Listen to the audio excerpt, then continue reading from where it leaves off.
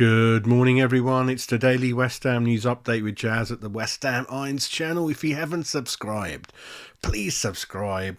Join the mad journey this channel's on. We're heading towards 3,000 subs, so please like, share and subscribe. So that's the boring bit out the way. So let's have a look at the news. Obviously, it's match day today. We're playing Everton away at Goodison Park, and I was just looking at their new ground like I mentioned yesterday. Very, very envious, very, very jealous. When it doesn't matter how big, large or small it is, when it's your own, built with your own money, built with your own input, whether that's your family or fans in terms of football grounds, it means so much, and yeah, very envious. So they've got that. We don't even have a ground. We rent a shithole. So anyway, and my son's off to Goodison Park today. And just for you people who want to see Goodison Park before it finally disappears, you've got one more season. So you've got one more chance. So Everton are set to move in to the new stadium, not next season, the season after that. They could have moved in the middle of next season, but obviously they've decided to have a clean start in a couple of seasons' time. So you've got one more game in the league next season to go and see Goodison Park. And like I was saying, there's a lot of tickets available. Even this morning, a lot of people are decided not to go due to the weather, maybe the journey, the trains. Maybe I should have made an effort with my son, but there you go. That's me. Always regretting things like not going to Prague for the final. Anyway, so that's on that. So let's get into it straight away with the main subject is the stupid London awards, right? I don't even know when these things started. I mean, we all know the big awards. It used to be the PFA Player of the Season, the Football Writers Player of the Season, and then the Young Awards alongside those. Those are the two I knew about, right? But this London 2024 London Club Awards, I'm not really, doesn't mean anything to me, but it's hit the headlines because shockingly, a couple of things happened a couple of days ago when, the people got their awards. David Moyes, no matter what we say against him, before I get into it, apparently this is the last 12 months, roughly the last 12 months of activity. So the awards are not for this season only. It's to do a little bit of last season as well. It's all over the place, right? It's a bit weird, the timing of it, as it always is. So Declan Rice won the Player of the Year. That's fine. He didn't acknowledge anything he did with West Ham. He wasn't asked that kind of question anyway about, how did you feel about winning something? What he didn't. He just like, how do you feel? And he's like, what's been your great memory? And he mentioned, I scored my first goal for Arsenal against Man United, which is totally pissed the West Ham fans off. And like I said, the club, once a player leaves West Ham, most of them, I don't really care about them. I don't care what they do, right? That includes Rice, right? I don't give a shit. Few players, especially in the past, had that bond with the fans, and they come back time and time again when they don't have to meet players, to meet fans. And most of them are from 10, 15 years ago or more. Carlton Cole's a freak. He loves West Ham. James Collins is another one who obviously loves West Ham. Anton Ferdinand's another one. So there is a few there who genuinely feel bonded to the club, understand the history and the fans, and they'll always come back. Declan Rice ain't one of them. I don't care what you guys say. He's a professional. He's not attached to any club. And Arsenal fans can jump up and down and show off as much as they want. And I'll tell you something.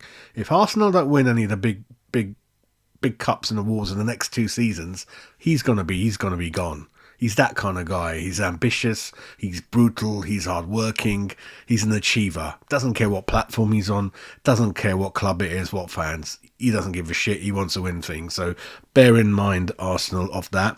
And Declan Rice won the award, didn't acknowledge anything he did at West Ham, which is, I'm not surprised, but it's it is what it is. I don't agree with it. But I think Nicky West Ham Fan TV put a really, really good point. I think Bowen should have been given the award ahead of Rice, I felt. He scored a winner. He scored a lot of goals in the league, was bang on form. And even this season at the beginning, his form has been good. So I think Bowen should have been up there. He certainly was listed from West Ham side, but Rice has got it. I don't agree with it. I think Bowen jointly should have had a chance alongside Rice to be seriously considered for the award. But the surprise is, like I mentioned, the David Moyes. He finished third, I think, in the list to be the manager of the year from London, which is shocking to me.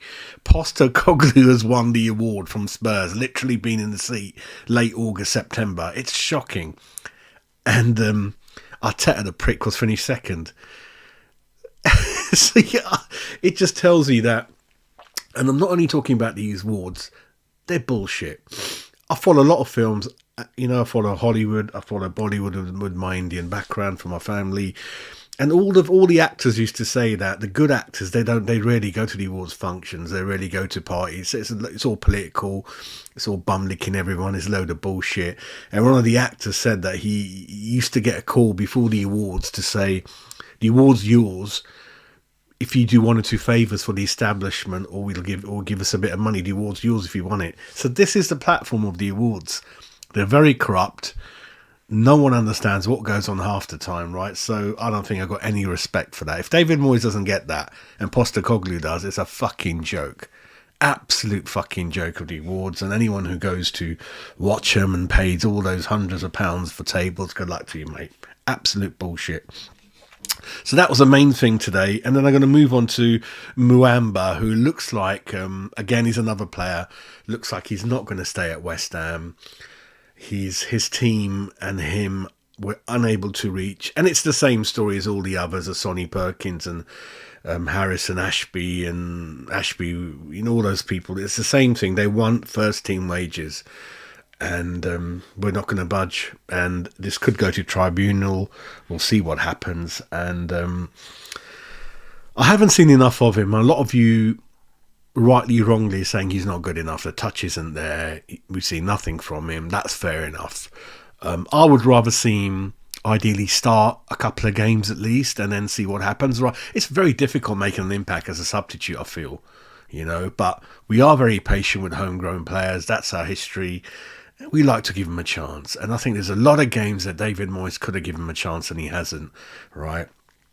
So I don't want to say anything, but I always said that before we give away these players, they deserve a number of games, a lot of minutes, especially starting, for me to see what it is capable of. And being a striker, playing for David Moyes in this setup, in this formation, is fucking difficult. It's an unforgiving role. It's just running and running and running, and it is hard, right? But I don't want to say anything. Sensible side of me says if he had a sensible family, they would accept what's been given, and there's a bit of loyalty from both sides, and then he puts his head down, works hard, and we see what happens. And I'm sure if it doesn't happen in a year, he's still very young, he can negotiate to go on loan or be released. I think this kind of thing where the players are, the families are not being perhaps the advice they've been given is not good. It's in the agent's favour to move. They make more money if he moves, right? And that's what's happening. And whether it's right for the player long term, I don't know. But for me, I'd like to see a bit more of him. So I'm going to sit on the fence, but also say at the same time, if I was him and his family, I would tell him to stay at West Ham and negotiate what we can. And whatever he negotiates, it's not going to be like what we earn. It's going to be through the roof anyway, right? So that's kind of my feeling on that. The other thing is, obviously, there's news that Brazil have or are set to pick Paqueta for the up-and-coming games, the first time since he got that ban, or certainly those news of the betting allegation, shall I say, not the ban. So that might tell you something a bit more about whether that's coming to an end now, and then we'll see what happens in the summer with him. The other final news is that Downs, who we bought for about 10 to 12 million, couple of years ago, Southampton are earmarking to make that deal permanent in the summer. He's done really, really well for them. They're probably going to come up. They've been running away in that league. And obviously, I don't know if we're going to accept that. We don't even know who the manager's going to be, but that's what Southampton are thinking. They want to make that deal permanent. My feelings on Downs, what I've seen of him, he's not quite been up there on the level of Alvarez, Ward-Prowse, people like that we've got as CDMs. Again, maybe that's because, he needs more minutes, more games to get used to it. I don't know, but the levels between the Championship and the Premiership is huge. So at the moment, I'm not fussed either way because I'm not being convinced. So I'm sitting on the fence. So I don't know about that. That's it from me. That's kind of the main news. Yeah, contract things with Mwamba. London 2024 awards, fucking bullshit. Absolute nuts. And then obviously Paqueta's back in the Brazilian team. Yeah, those are the main things. So I will be hopefully doing a live show immediately after full time, and I'll catch up with you guys then. So until then, you guys take care and have a good afternoon. And anyway, one more thing.